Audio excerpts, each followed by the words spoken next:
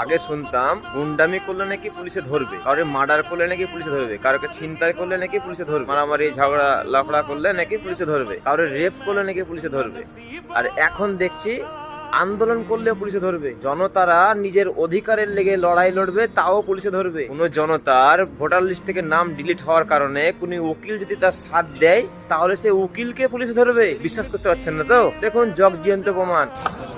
जी क्या क्या हुआ आपके साथ क्या हुआ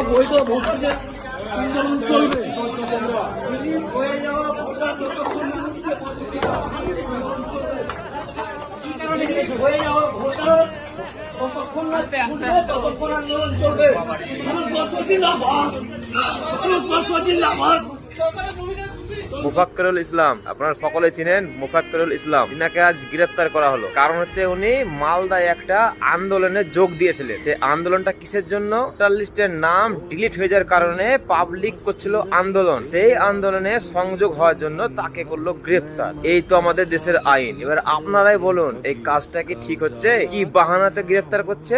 বাহানা দিচ্ছে যে উস্কানিমূলক ভাষণ দিয়ে। উস্কানিমূলক ভাষণ যদি দেখতে যায়, এই ভারতবর্ষের মধ্যে হাজার হাজার ভাগবাধারী লোক যারা উস্কানিমূলক ভাষণ দেয়,